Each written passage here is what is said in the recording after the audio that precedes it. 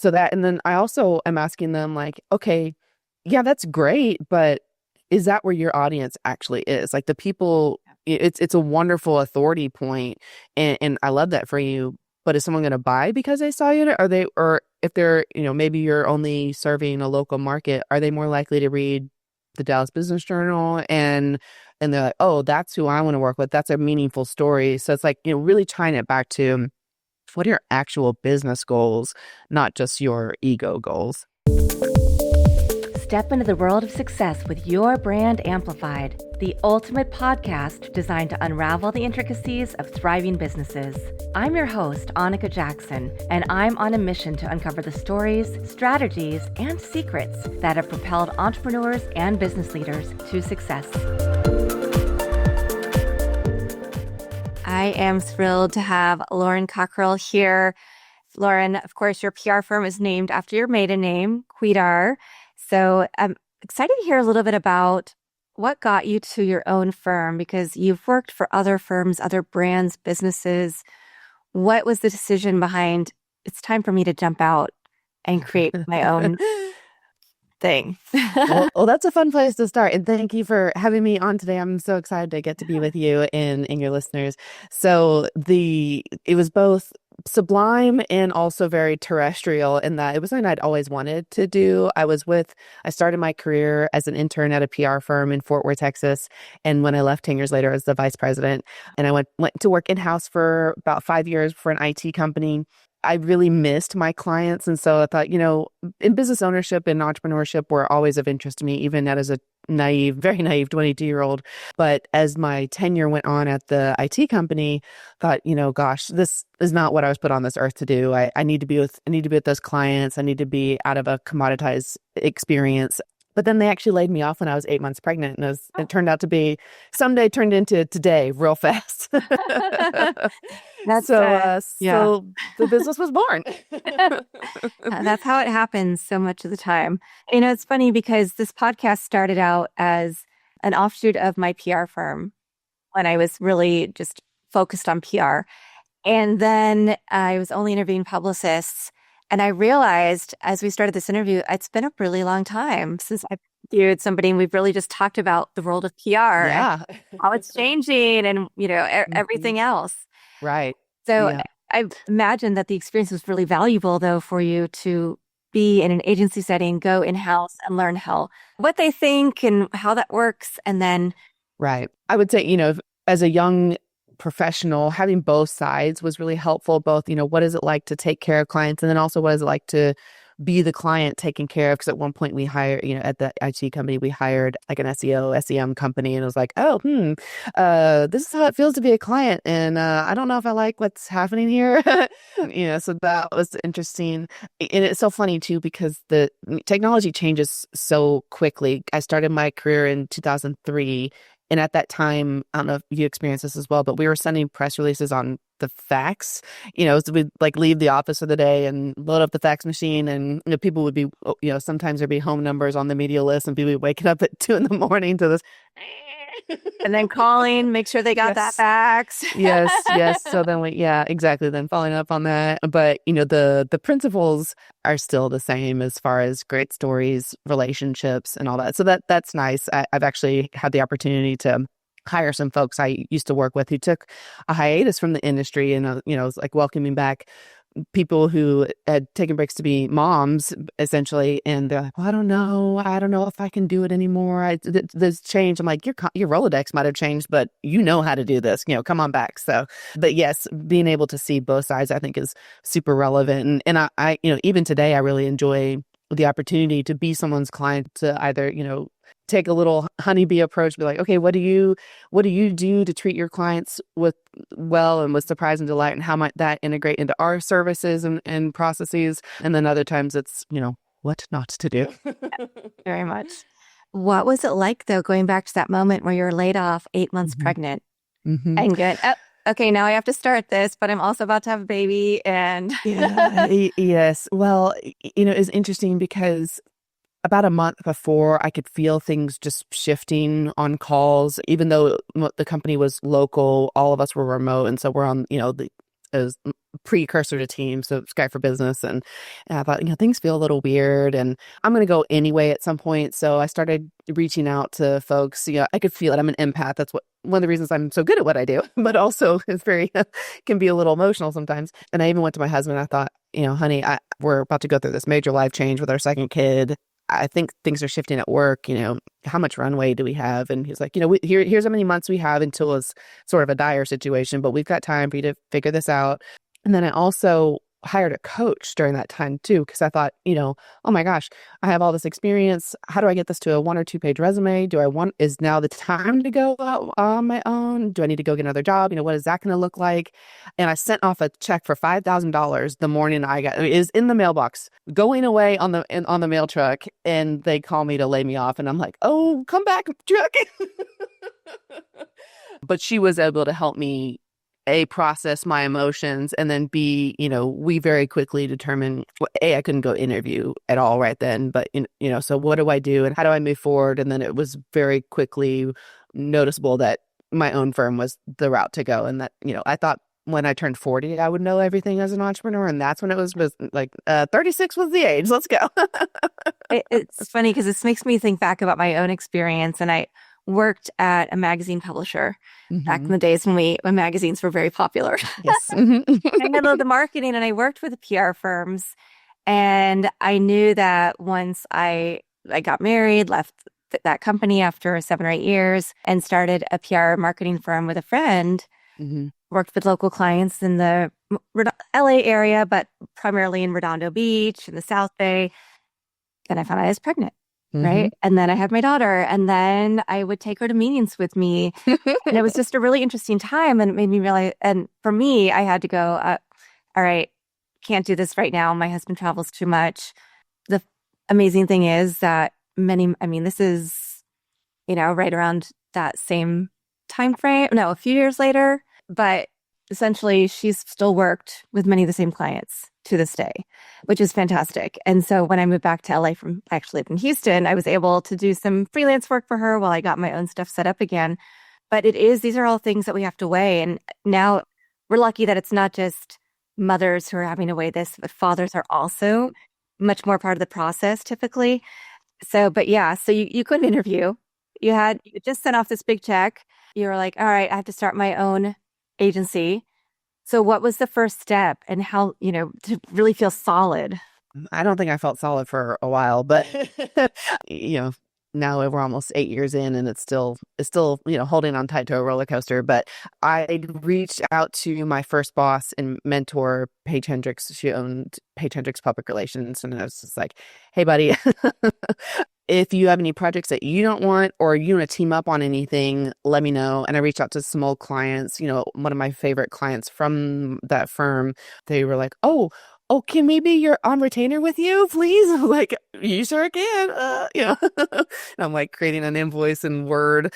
And so that helped, just having a couple of wins. And that, my former boss, she started her firm in, I think, 1978 or so. And so she just had such a legacy of great service. So she was still getting leads, even though she was kind of winding things down. And so she was able to funnel some stuff my way, which is great. I mean, it's, when I left her firm after 10 years, we were very, very close, but it was a fracture in our relationship, but I did not burn that bridge. I made sure to take care of that relationship after my departure. And I think, that certainly helps a lot. You just never know when you have to walk back across it. And so just, reaching out to people and being vulnerable and being like, here I am, here's what I'm doing. I'm available. I'll take anything pretty much.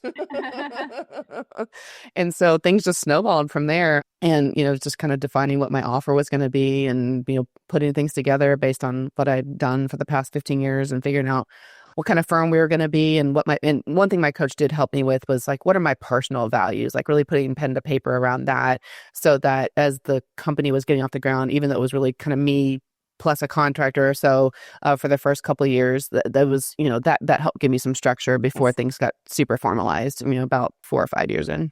Yeah. Yeah. And then did you eventually hone in on these are the kind of clients that I want to work with, or these are the industries I want to work with?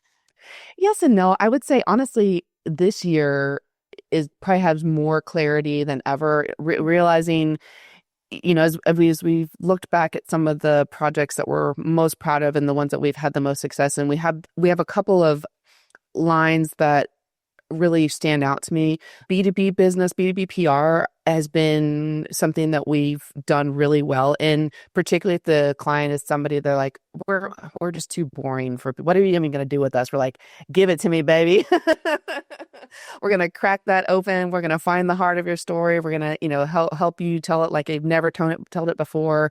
You're really in a lot of making these invisible companies visible, like they're doing great work, taking care of their people, just they've had their heads down doing it. And so finally, giving them a megaphone, that kind of manufacturing, industrial type businesses, and then multi-generational companies as well. We do a variety of industries, but those have been ones where like we've seen some really monumental success for our clients, and that's just fun. Oh my gosh, that's the best when you can make people realize they have a story to tell, shine their light. There's nothing better. Absolutely. Yeah. We had this great client come to us. They came to us in 2022. They ultimately decided not to hire us, which is fine. And then they came back last year. They're like, that was a mistake. We're hiring you this time. I'm like, okay. And, it's this multi-generational furniture retailer out of the Pacific Northwest. And they came to us about an acquisition. They're like, okay, that in itself is fine. That will get some play in the business journal. But nobody's ever talked about y'all before, and that you're the fourth generation running this amazing company. You do this incredible work. You've grown tremendously the past couple, decades or so, and then you're working in your community, doing all these donations, and like there is so much meat on this bone.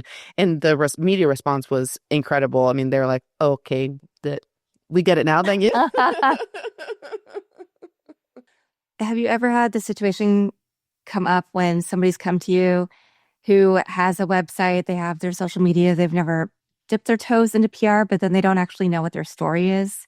It sounds like you're a little bit of that from these clients who are like, oh, we think we might need PR, but we're not quite sure. Yeah, I would say most people who self-select for PR have a level of sophistication for comms that, well, I don't want to put anybody else down, but they're if they're like, oh, I need you, like there's something there, like they get it maybe more than somebody else.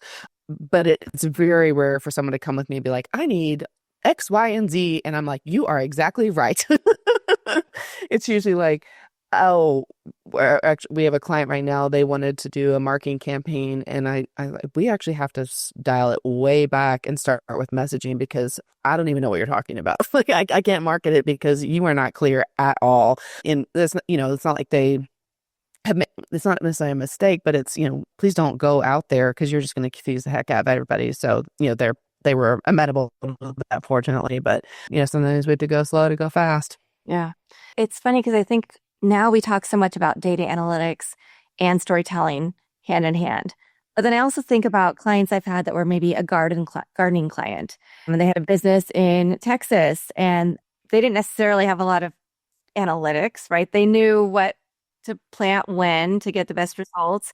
But getting them in press, because they were so specific. And when you get those articles in Martha Stewart Living or Real Homes and Gardens, they want what do you do with clover? Or what's the best thing to plant when? Or what, those kinds of articles. And they got so much more visibility, and it really did lead to growth, not just visibility and brand awareness, right? And so it's funny because I feel like I preach that a lot now. It's like you have to have the data, you have to have the analytics, and you also have the storytelling component. But then I think of those kind of clients, I'm like, maybe not. So where do you find that happy medium? That's a good question. I think a lot of our founders and business owners, like they sometimes they're handling that on their own, and they're like, we just need help with the storytelling process. Like we have a large insurance and financial services client, and they have a great marketing department, but they needed more PR support. So we, are latched on to them, and I mean, they're running all the analytics, and they don't really need us to do anything other than tell them where things have appeared. And so, it's like a lot of our clients are the ones that are like, we know that the awareness is important. We're kind of handling some of the other aspects. We're looking for the reputational support where it's like, and to shore up everything else we're doing, whether it's direct sales or marketing or so forth. But then, we're also, a lot of times creating the foundation for data too. Or like, do you have Google Linux on your site at all? No? Okay, well let's start there. Which, it's fine. But then it's like, we have a lot of growth. So it's a mix. But yeah, I think you're right, be able to tell a specific story and we really like to hyper focus on the headquarters city first and then use that as a foundation as we go Oh, nice. broader afield. And then also if there's an industry niche, we've had a lot of success for the industry niche publications and those being a great support for, when they're trying to affect those sales in their industry. Yeah, that makes a lot of sense. So building your team, you mentioned when you started, it was you and then you had some contractors. What does that look like now? And how do you, because I know we can hire people from anywhere and everywhere. So how do you make sure that you're hiring the right people to fit with your company culture, your values, and your clients? Yes, it changed very quickly. It was me plus a contractor or two or three or four, and then that all kind of evolved. And then in 23, actually had a collaborative partner. We shared office space, we shared clients, and then we started sharing employees. I really wanted to bring on a project manager. I thought that was the first real hire I needed to make to smooth things out and to stop feeling like I was losing my mind. And so I found someone through a network of mine. I was a StoryBrand certified guide for 6 years. Through that, as I'm thinking this, someone posts in the Slack group doesn't exist anymore, but that they knew a great project manager who was looking for a role. And I'm like, I am, hello, me. And so I messaged her and she goes, well, it's my sister. And so Jessie was our first hire. I was like, do you want to work for us? Tiny little agencies in Fort Worth, Texas? And she was like, yes, I do. And so she was number one. And then my partner at the time, she was working with this young, wonderful social media person. And I was looking at her work and I came to her one day and I said, we need to buy Callie out of all of her projects and clients, and she needs to work for the two of us. And so she was number two. And then fast forward a few months later, that partner came to me and said, I'm shutting my business down. I'm out. I'm like, oh, okay. Well, I'll take these employees. You can have the office. I'll see you later. So they were my first full-time W-2s. And then, so we did that throughout 23. So 22 was actually when they started. 23 was in there, all mine. And then last year we added, one of my contractors came on board as a W-2, and then we hired a director of public relations. And then at the end of the year, we added another copywriter. So we are now sitting at 7 employees plus a contractor. So we're a team of 8 now. So last year was like being on a rocket, but like strapped to the outside of it. That's amazing. And I love the fact that it came from referrals. It came from people. You tested out people and then moved them over when it was the right time. Yeah, it was either people I knew before, had worked with before. The copywriter we hired at the end of the year, she had worked for a foundation that I used to be on the board for. And I'd always admired her talent. And so, at some point we'll have to go beyond that. Our new PR and marketing assistant, she was an intern first, and she went to the college that our director of digital marketing went to. So it's all, we've been very much like, who do you know, and looking for it, but a values fit. And that is something that we do. Everyone who applies to work for us, they have to tell us in their own words how they personally relate to our values. And so we screen for that. We also, should it come to it, we reprimand for that. So it's not necessarily like, oh, you did something wrong. Like, how did it violate our values? For instance, one of our values is do what we said. So if you tell me, I'm going to have this to you tomorrow, and then you repeatedly miss deadlines, that's a violation of the do what we said value.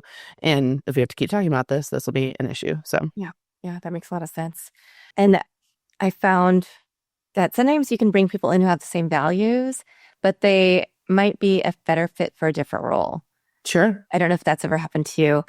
Yes. It's so interesting because I do career road mapping with all of our team members. So when they join us, and then when they move to different paths, so about once a year, I'm sitting down and say, like, here's where you were, here's where you are, here are the next steps. So if you start as the assistant, and then you become the associate, and then the manager and director, VP, C-suite and beyond, is this still of interest to you? Is there a fork in the road? Are these still the things that you're enjoying? And I mean, almost all of them have come to me and been like, well, I actually don't know if I like this so much anymore, or I know I'm in this creative role, but I really love operations. Can I please do some more over here? So that's been interesting too. And making it clear that, there is a way forward with us, but also should you not want to be in this at all anymore, I'm open to that conversation. And if it's not here, can I help you be someplace else? Yeah. I think that's so important. 'Cause I started out PR, right? Hired somebody who knew was a student of somebody I knew. And it turned out that she was really much better at social media and video creation and content. And that's really where her heart was. So it was funny because, but then when we needed that, she was there and I was able to quickly pivot, but that's not always the case. So I think it's really good that you're so intentional with your team members. Thank you. Yeah. Well, actually, Callie, she started as a social media manager. And when she came on to my team, I said, you have so many capabilities. You are a digital marketing manager. Like you're doing email and web and all these things. Like you are a lid, or you're a pot with many lids. Like let's at least encapsulate that. And she's now our director of digital marketing. Yeah. Okay. Well, let's get to the hard topic. Okay. It's really interesting because you hear so much, you're going to be replaced. If you don't know AI, then you're going to be replaced by somebody who does. And then we hear all these companies say, oh, AI is going to take, even Mark Zuckerberg saying all ad, buying and digitization and media is going to be completely run by AI. We won't need humans. But then on the other side, I talk to a lot of people on the podcast in an industry who say, no, we still need the people. And I always argue you need that person to pull the levers. Right. So I'd love for you to talk a little bit about, you have this team, what parts of the workflows are you seeing that can be, where can AI come in as a useful tool for you? Because there's so many tools across our tech, ad tech, there are PR tools, there are AI matching tools. You can just go crazy with just looking through and figuring out what your tech stack looks like. Yes. And my goodness, I don't remember being so overwhelmed, to be honest. There's so much and it's changing every single day. I'm trying to spend at least half a day a week right now looking what's possible, what makes sense. Just when I think I'm a power user, I'll go talk to some colleagues and they're showing me all these things. I'm like, what are you talking about? I know nothing. Oh my gosh. But, it's one of those things that's like, I still know a lot more than somebody else. And how do we be intentional about that? And, especially in PR, AI and Google are now really relying very heavily on PR to feed their AI results. Yeah. And so, so I'm thinking through that and how do we create content that is supportive of what the search engines are looking for, and how are our clients showing up across the board. So I'm actually working on a age of AI audit diagnostic right now so that we can perform that for our clients. And then if others are just like, I don't know how I'm showing up across, all these infinite tools, how can we help give them a clear picture, and as well as the tools for making sure that you do have a consistent voice and that, AI isn't hallucinating when it's talking about you. Yeah, exactly. As far as the team goes, we're certainly we use a couple different tools. Obviously, we've got Perplexity for research. We have Chat for some ideating and some, I'm creating all sorts of different ways to think about ideal customer profiles and what are they going through and how do we create content that's for them. I mean, it's so powerful if you know how to use it. But what I want to say, and I actually just read this in an AI newsletter this week, was there was this really interesting story that I felt was the perfect corollary for this, which was people are using ChatGPT to diagnose medical issues right now. Like someone had an issue and to ask ChatGPT about it, like, sounds like you have sepsis. Well, it turned out she had sepsis. So she goes to the ER and they deal with that. But I guess there's been studies shown where, if you have human plus ChatGPT, it's like a 30% rate of, accurate information. Mm-hmm. If the machine is all by itself, it's a 90% accuracy. If you take a highly educated, highly expert surgeon plus an AI tool, well, now our results are off the charts. And I think that's just the perfect corollary. It's garbage in, garbage out. If you don't know what you're doing, you're either going to create a sea of sameness with your content or whatever it is, or you don't know what you're asking. You don't know if you don't know how things work, how can you engineer great results? But if you do know what you're doing, if you do have the fundamentals and the expertise around messaging and communication and tapping into what your client or your client's client is experiencing, you can create extremely powerful, relevant, meaningful content and systems and workflows. And so that's what I'm thinking about right now. Like, how do we become an expert here, both in the principles that are everlasting from, whether we're back in the day of fax machines and like actually manually clipping out the clippings from the newspaper, and to today with, LLMs and everything. Like, how do we stay on top of that with the everlasting principles as well as the technology? So yes, I am thinking about our team makeup and what does it look like and what can we, how do we maintain a premium brand and be the best PR firm in the world while also being timelessly human and serving our clients well. And, the machines can't buy from other machines. So, we're trying to keep people employed. So it is something that is occupying lots of my thoughts. Yeah, yeah. And I think that's a great way to look at everything, because there are a lot of people who aren't really looking at it, who are too afraid to start digging in and learning the tools. So those of us who are entrenched and trying to learn as much as we can and figure out the human-centric AI strategies are the ones who are going to come out on top. Mm-hmm. Mm-hmm. Let's hope. Yes. Yeah. So going to another topic, a lot of times people will come to a publicist or an agency and they expect to get big results immediately. They want to get on, CNBC, CNN, Forbes, Fortune, all the Business Entrepreneur, all of the top publications immediately. So I always try to temper that with, you have to start where you're comfortable. You have to get used to telling the story, and then it can build up. And also I've had examples where somebody was in a small blog post, but that got seen by somebody who writes for Forbes, right? So you just never know. So how do you approach that with your clients when they have these, huge expectations of like, yeah, you know what, it's going to happen right now, when we know it takes a little bit of time.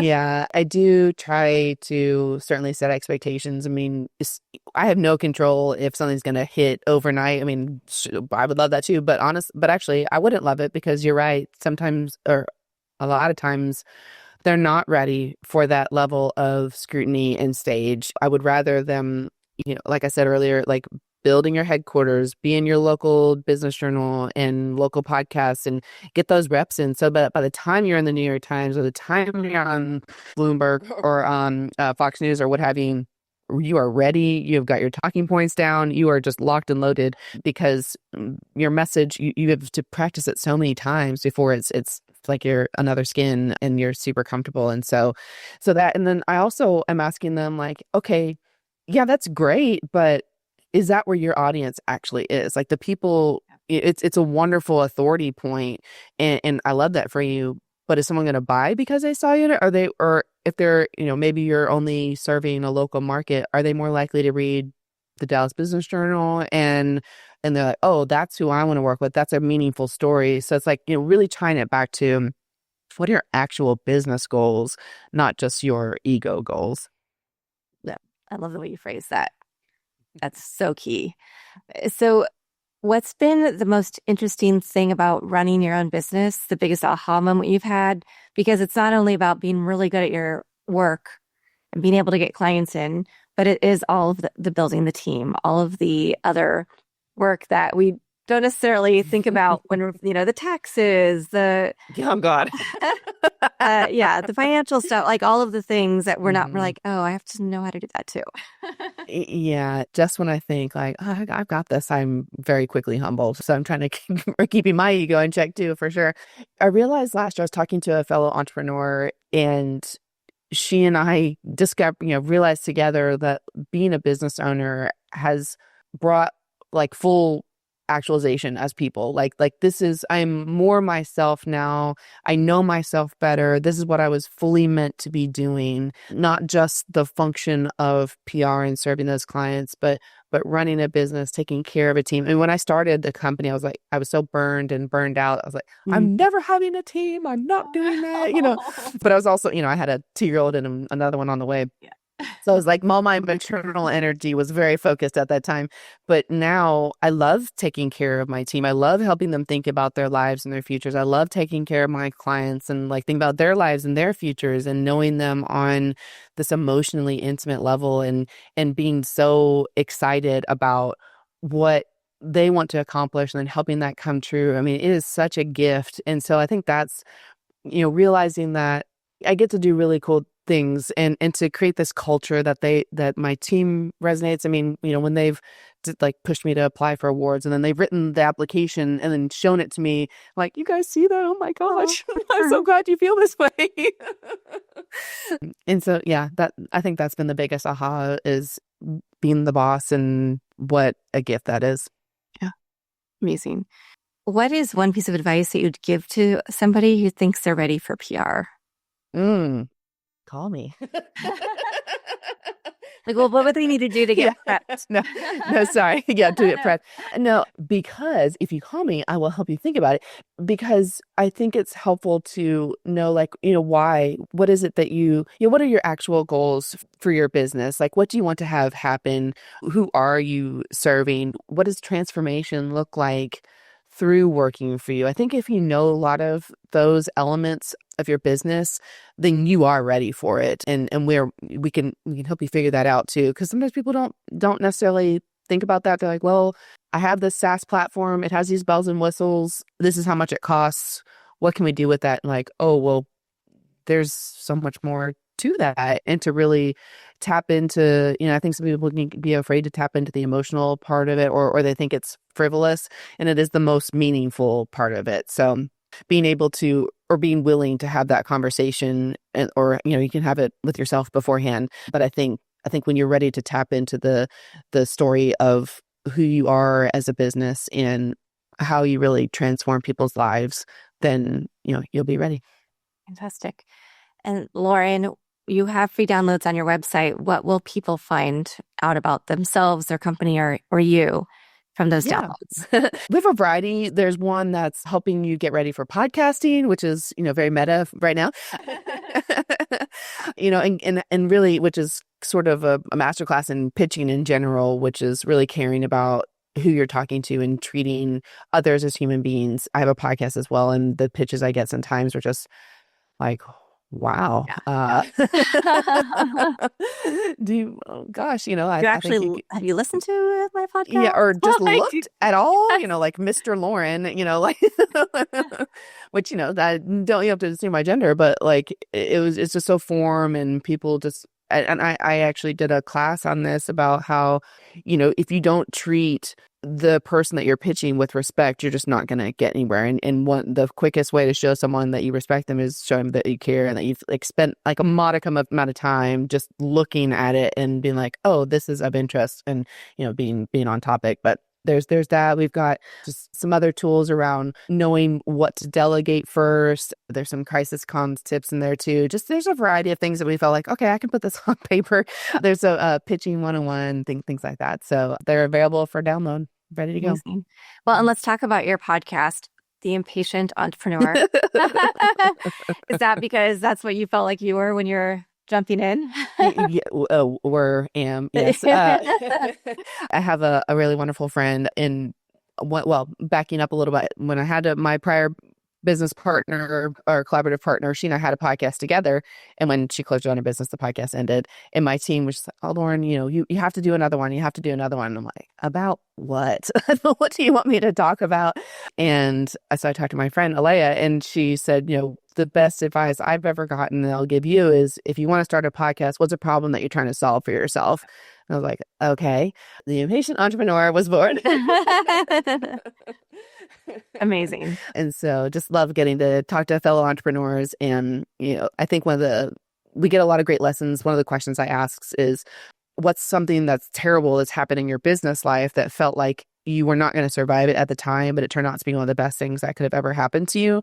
And that is such an amazing question. And the answer, well, and not to give myself credit, but the answers that I get from it are amazing, because some people don't really think about the positive side of it at all. They're just like, oh my gosh, my business partner left, or in some cases died, or my business burned down, or like, what did that do for you? And being able to keep an abundance mindset when you're facing trials and tribulations, and telling yourself, this is the best thing that's ever happened to me. I don't know how yet, but it is, and being able to just keep that mind set open so that you can move forward and not just curl up in the fetal position and shut down. Yeah. Yeah. There's always good lessons that come out of every bad situation that we go through. Right. Client doesn't pay. A client goes out of business. Whatever the situation might be. Yeah. I made a unfortunate hire last year, or 2 years ago, and afterward, I sat down and I thought, okay, I had a part in that. Well, what mistakes did I make? And really taking a moment to think through, all right, well, what will I do differently next time? And if you don't take that moment to think through, what was my part in this? How can you're just going to keep making the same mistake over and over again, and life's too short for that. Yep. Yeah. So true. What is a favorite quote, mantra, verse, family motto, words of wisdom that continue to inspire you? Was a friend of mine told me in high school that I still think about all the time. Just because you can doesn't mean you should.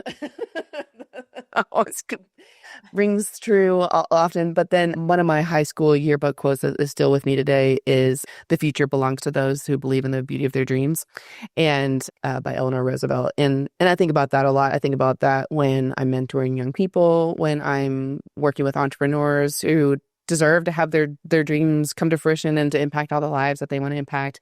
And so it's just definitely part of my optimism / delusion as I continue forward, that, we get to be dream makers in this business. And that's such a gift. Amazing. This has been so fun. I love thinking about my PR days because I'm in different worlds. I'm a little more digital, a little more AI, a little more podcasting, teaching now. But it's always fun to revisit my roots and talk to other people who I can understand the grind and the things that you go through every day with building your team, working with your clients, the good, the bad, right? So thank you, Lauren, for being here today. Thank you, Annika. It's been a joy. Yeah. Thank you to everybody who's watching this episode or listening to it. I'll be back again with another amazing guest. In the meantime, listen to Lauren's podcast. We'll have it linked in the show notes, as well as her website, where you can get a lot of great information on how to pitch yourself appropriately, what you need to have set up to make sure that you are ready for PR. And with that, have a beautiful day. Thanks for listening or watching to this episode of Your Brand Amplified. Don't forget to leave us a rating or review on your favorite podcast listening platform. And if you want to learn more, check us out at yourbandamplified.com.